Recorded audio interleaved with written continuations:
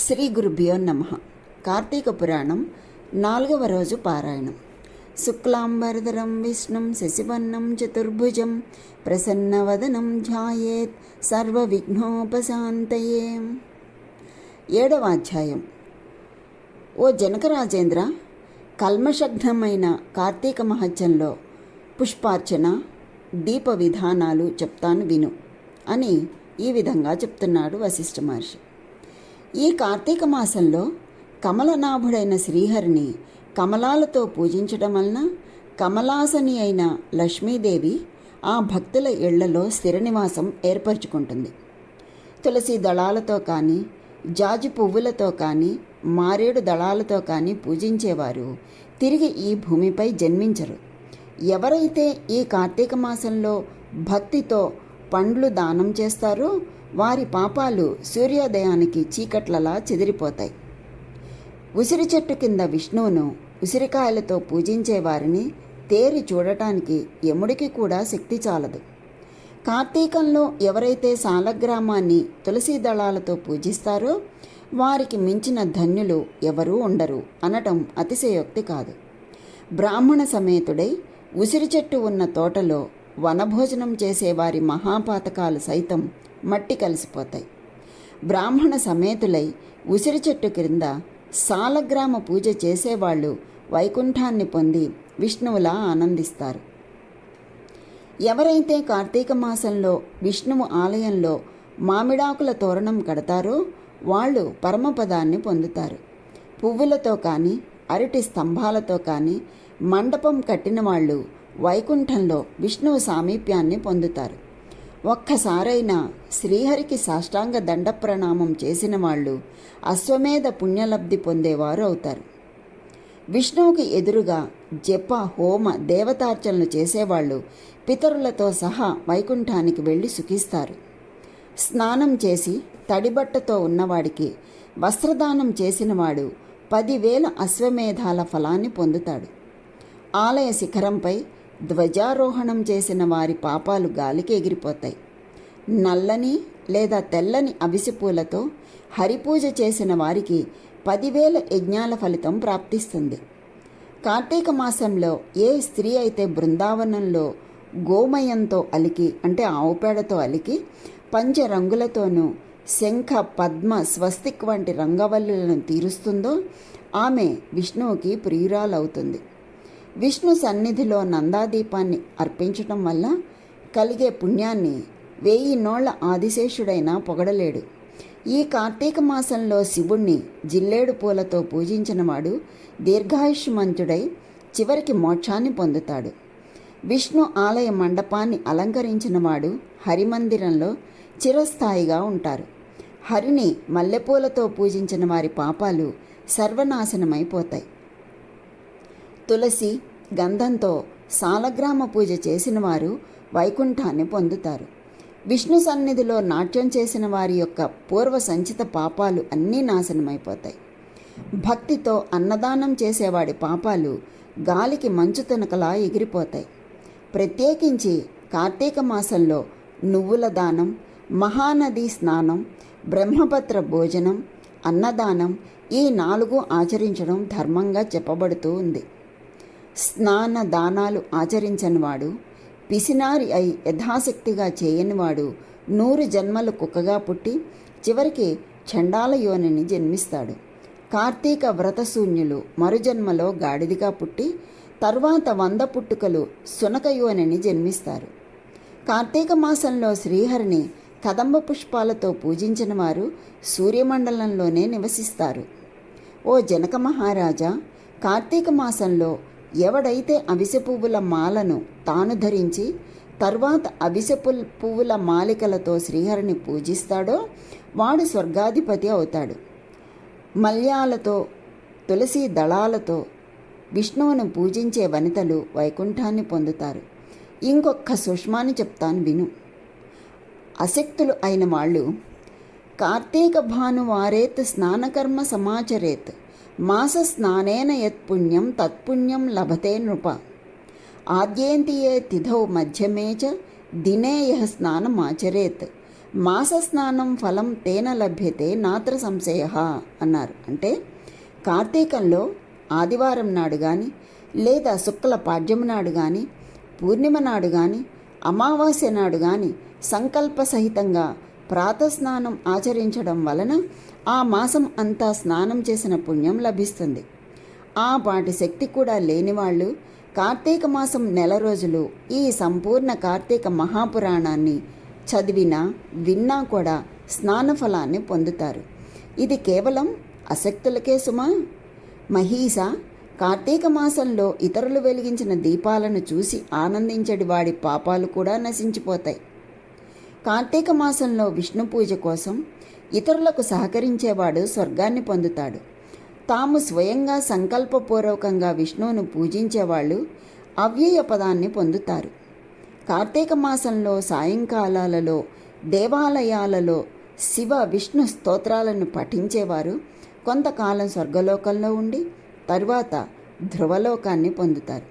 ఇలా ఈ కార్తీక మాసంలో ఎవడైతే హరిహరులను స్మరించకుండా ఉంటాడో వాడు 7 జన్మల పాటు నక్కగా పుడతాడు అనడంలో ఏమాత్రం సందేహం లేదు. ఇంతటితో మనకి స్కాంద పురాణ అంతర్గతమైనటువంటి కార్తీక పురాణంలో 7వ అధ్యాయం సంపూర్ణమైంది. ఇప్పుడు 8వ అధ్యాయం. వశిష్ఠుడు చెప్పినది అంతా విని జనకుడు ఇలా అడుగుతున్నాడు. మహర్షి, మీరు చెప్పినవి అన్నీ విన్న తర్వాత నాకు ఒక సందేహం కలుగుతోంది. వర్ణసంకరం మొదలైన మహాపాపాలను చేసిన దుర్మార్గులు పవిత్రమైన వేదాలలో ప్రాయశ్చిత్తాలు చేసుకొననిదే పరిశుద్ధులు కారు అని సమస్త ధర్మశాస్త్రాలు ఘోషిస్తూ ఉండగా కేవలం కార్తీక వ్రతం ఆచరణతోనే సమస్త పాపాలు హరించుకుపోయి వైకుంఠాన్ని పొందుతున్నారు అని చెప్పడంలో మర్మమేమిటి? ఇది ఎలా సంభవం అని చెప్పి అడుగుతున్నాడు జనక మహారాజు. అంతే కదా, వర్ణసంకరం మొదలైన ఎన్నో పాపాలు చేస్తే ప్రాయశ్చిత్తాలు చేసుకోవాలి, చేసుకుంటే కానీ పరిశుద్ధులు కావు అని చెప్పి మనకి వేదాలు చెప్తున్నాయి, ధర్మశాస్త్రాలు చెప్తున్నాయి. కానీ మనకి ఇక్కడ ఏం చెప్తున్నారు? కార్తీక మాసంలో చేసే కార్తీక వ్రతం ఆచరణతోనే సమస్త పాపాలు పోతాయి అని చెప్తున్నారు.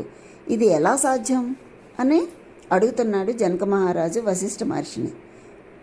అత్యంత స్వల్పమైన పుణ్యంతోనే గొప్ప గొప్ప పాపాలు ఎలా నశించిపోతాయి?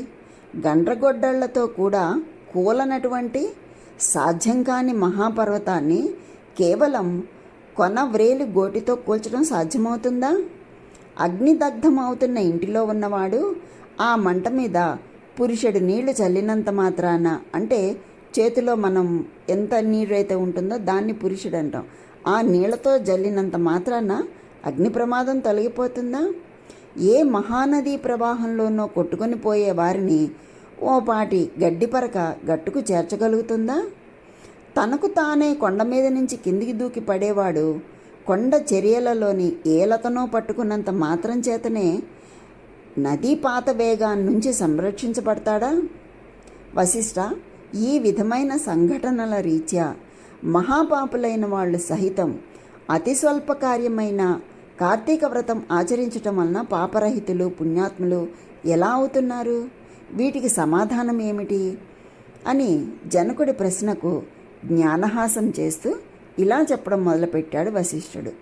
జనకుడి ప్రశ్నలకు వశిష్ఠుడు చెబుతున్నటువంటి జవాబు. మంచి ప్రశ్నే వేశావు మహారాజా, చెప్తాను విను. ధర్మాన్ని సూక్ష్మంగా చింతించాలే గాని స్థూల రూపాన్ని మాత్రమే ఆలోచించకూడదు. అదీగాక వేదశాస్త్ర పురాణాలు అన్నీ కూడా అనేక ధర్మ సూక్ష్మాలను మనకు అందిస్తున్నాయి. ఆయా ధర్మసూత్రాల వలన కొన్ని సందర్భాలలో గొప్ప గొప్ప పుణ్యాలు స్వల్పమైనవిగాను, స్వల్ప పుణ్యాలు గొప్పవిగాను పరిణమిస్తూ ఉంటాయి. ధర్మాలు అన్నీ గుణత్రయంతో కూడుకుని స్వల్పాస్వల్పాలను సిద్ధింపచేసుకుంటూ ఉంటాయి. మూల ప్రకృతి అయినటువంటి మహామాయ కారణంగానే సత్వ రజస్ తమస్సులనే 3 గుణాలు కూడా ఏర్పడ్డాయి. వీటిలో సత్వగుణ ప్రధానమైనది ధర్మ సూక్ష్మాలు. కర్మకాండ, తపస్సు, ప్రాయశ్చిత్తం ఇవన్నీ కూడా రజోగుణం వలన ఏర్పడ్డాయి. తర్కం, దైవం ఇతర చింతనతో సాగించే దైవ సంబంధ పద్ధతులు, ఆచరించే దాన ధర్మాలు, ఇవన్నీ కూడా ధర్మం యొక్క స్థూల స్వరూపాలు. ఇవి తమో గుణం వల్లనే ఏర్పడతాయి. ఈ విధంగా మనకి 3 గుణాలు ఉన్నాయి. వీటిల్లో సత్వగుణం ప్రధానంగా ఆచరించే ధర్మాలు స్వల్పంగా తోచినప్పటికీ దేశకాల యోగ్యతాదుల వలన విశేష ఫలాలను ఇస్తాయి. దేశం అంటే పుణ్యక్షేత్రం, కాలం అంటే పుణ్యకాలం, యోగ్యత అంటే పాత్రత, బ్రహ్మజ్ఞత కలవాళ్ళు ఈ మూడింటిని చింతించకుండా చేసేటటువంటి సర్వధర్మాలు తామసాలు వీటి వలన పాపాలు నశించవు. కాబట్టి దేశకాల యోగ్యతలను విచారించి చేసేవే సత్వధర్మాలు అని అంటూ ఇంకా ఏం చెప్తున్నారు, వీటిలో కొన్ని సమకూడి కొన్ని సమకూడక జరిపేవి రజోగుణ ధర్మాలు అని వేరే చెప్పక్కర్లేదు కదా. జనకరాజా, అన్నింటికీ కర్మమే మూలం. ఎవరి కర్మలను బట్టి వారికి ఫలితాలు ఉంటాయి. అయినప్పటికీ మనిషికి జ్ఞానం అనేది ఉండటం వలన ఆచరించే ధర్మాలను పై మూడింటితో పోల్చుకుని ప్రయత్నపూర్వకంగా అయినా సరే ఆచరించాలి. ఈ విధంగా 3 కలిసి వచ్చినప్పుడు ఆచరించిన ధర్మం అక్షయ ఫలితాన్ని ఇస్తుంది. రాజా, పర్వతం అంత ఎత్తు కట్టెలను పేర్చి వాటి మధ్య గురివింద గింజంత అగ్నికణాన్ని ఉంచితే ఆ అగ్నికణం ఆ కట్టెలను ఎలా కాల్చివేయగలుగుతుందో, సువిశాలమైన నట్టింట పెట్టిన నలుసంత దీపం ఆ ఇంటి చీకట్లను ఎలా తొలగిస్తుందో, గుండిగడు మురికి నీళ్లను ఒక్క ఇండుపగింజ ఎలా శుభ్రపరుస్తుందో, అదేవిధంగా తెలిసి కానీ తెలియక కానీ పుణ్యకాలంలో పుణ్యక్షేత్రంలో పుణ్యమూర్తుల వలన ఆచరించే ధర్మం అనంత పాపాలను దగ్ధం చేసి మోక్షానికి మార్గాన్ని వేస్తుంది. ఇందుకు ఉదాహరణగా ఒక కథ చెప్తాను విను అంటూ ఆ కథను ఇలా చెప్తున్నాడు వశిష్ఠ మహర్షి. బహుకాలం పూర్వం కన్యాకుబ్జ క్షేత్రవాసి సార్థక నామధేయుడు అయినటువంటి సత్వనిష్ఠుడు అనే బ్రాహ్మణుడికి అజామిళుడు అనే కుమారుడు ఉండేవాడు. వాడు పరమ దురాచారుడు, దాసీ సాంగత్యపరుడు, హింసాప్రియుడిగా ఉండేవాడు. సాటి బ్రాహ్మణ గృహంలోని ఒకానొక దాసితో సాంగత్యం పెట్టుకొని తల్లిదండ్రులను వదిలి ఆ దాసి దానితోనే భోజనం పడక అన్నింటినీ చేస్తూ కామంధుడై వైదిక కర్మలు అన్నింటినీ విడిచిపెట్టి కేవలం కామంపై ఆసక్తి కలవాడై ప్రవర్తించసాగాడు. దీనివల్ల బంధువులు అంతా అతన్ని వెలివేశారు, కులం వాళ్ళు వెలివేశారు. అందుకని ఇల్లు వదిలిపెట్టి వెళ్ళవలసి వచ్చిన అజామీలుడు చండాలపు వాడలోని ఒకానొక దాసిదానితో కాపురం పెట్టి కుక్కలను మృగాలను ఉచ్చులు వేసి పట్టుకునే వృత్తితో బ్రతికే జనాలలో లీనమై మధుమాంసాలు తినడం అలవాటు చేసుకుని కాలం గడపసాగాడు. ఇలా ఉండగా ఒకరోజు అతని ప్రియురాలు అయిన దాసీది కళ్ళు తాగడానికి తాడి చెట్టెక్కి కొమ్మ విరగడం వలన కింద పడి మరణించింది. అజామీలుడు అమితంగా దుఃఖించాడు. అప్పటికే ఆ దాసీదానికి యవ్వనవతి అయిన కూతురు ఉంది. మహాపాపాత్ముడు మహాకామాంధుడు అయిన అజామిళుడు తనకి కూతురు వరుస అని కూడా తలుచుకోకుండా ఆ పిల్లనే వరించి ఆమెతోనే కామభోగాలు అనుభవించసాగాడు. కాముకుడు అయిన అజామిళుడు తన కూతురుతోనే అనేక మంది బిడ్డలను కన్నాడు. కానీ వాళ్ళందరూ కూడా పసికందులుగా ఉన్నప్పుడే మరణించగా చివరిగా పుట్టి మిగిలిన బిడ్డకు నారాయణ అని నామకరణం చేసి అత్యంత ప్రేమగా పెంచుకోసాగాడు. తాను తింటున్నా నిద్రపోతున్నా ఏం చేస్తున్నా సరే ఎప్పుడు అతన్నే స్మరించుకుంటూ నారాయణ నారాయణ నారాయణ అని పిలుచుకుంటూ తన్మయుడు అవుతూ ఉండేవాడు. కాలం గడిచి అజామీలుడు కాలం చేసే సమయం ఆసన్నమైంది. అతడిలోని జీవుణ్ణి తీసుకొని పోవటానికి ఎర్రని గడ్డాలు మీసాలు కలిగి చేతిలో దండపాశాలను ధరించిన భయంకర రూపులైన యమదూతలు వచ్చారు. వారిని చూస్తూనే గడగడలాడిపోయిన అజామిలుడు ప్రాణం పోయే సమయంలో కూడా పుత్రవాత్సల్యాన్ని విరమించుకోలేక ఎక్కడో దూరంగా స్నేహితులతో ఆటలలో మునిగి ఉన్న కుమారుడి కోసం నారాయణ, ఓ నారాయణ, తండ్రి నారాయణ అని పలుమార్లు పిలవసాగాడు. ఆ పిలుపు అతని కొడుకుకు వినబడలేదు. అతను రానూ లేదు. కానీ దగ్గరికి వచ్చిన యమదూతలు ఆ నారాయణ నామస్మరణను విని వెనుకకు జంకారు. అదే సమయంలో అక్కడ ప్రత్యక్షమైన విష్ణుదూతలు, ఓ యమదూతలారా, అడ్డు తొలగండి, ఇతడు మాచే తీసుకొని వెళ్ళడానికి తగినవాడే, కానీ మీరు తీసుకొని వెళ్ళదగినవాడు కాదు అని హెచ్చరించారు. వికసించిన పద్మాలలాగా విశాలమైన నేత్రాలు కలవాళ్ళు, పద్మమాలలు ధరించిన వారు, కిరీట కుండలాలు ధరించిన వారు, వివిధ ఆభరణాలు ధరించిన వారు, పీతాంబర వస్త్రాలు ధరించిన పవిత్ర విష్ణుదూతలను చూసి విభ్రాంతి చెందిన యమదూతలు, అయ్యా, మీరెవరు? యక్ష గంధర్వ సిద్ధ చారణ కిన్నెర విద్యాధరులలో ఏ తెగకు చెందినవారు? మా ప్రభు అయిన యమధర్మరాజు మాకు విధించిన ధర్మం రీత్యా తీసుకొని వెళ్ళనున్న ఈ జీవిని మీరెందుకు తీసుకువెడుతున్నారు అని అడగడంతో విష్ణుదూతలు ఇలా చెప్పడం మొదలుపెట్టారు. ఇది స్కాంద పురాణ అంతర్గత కార్తీక మహత్యంలోని 8వ అధ్యాయం సంపూర్ణం. దీనితో మనకి ఈ కార్తీక పురాణంలో 7, 8 అధ్యాయాలు సంపూర్ణమయ్యాయి. ఇక ఈరోజు మనం చేసే పనులు, చేయకూడని పనులు ఏమిటి అంటే, వంకాయ ఉసిరి నిషిద్ధాలు, అంటే అవి పుచ్చుకోకూడదు. దానములు, నూనె, పెసరపప్పు దానం చేయాలి. విఘ్నేశ్వరుడు పూజించాల్సిన దైవం 4వ రోజు. జపించాల్సిన మంత్రం ఓం గం గణపతయే స్వాహ. దీనివల్ల ఫలితం ఏంటి? సద్బుద్ధి, కార్యసిద్ధి కలుగుతుంది.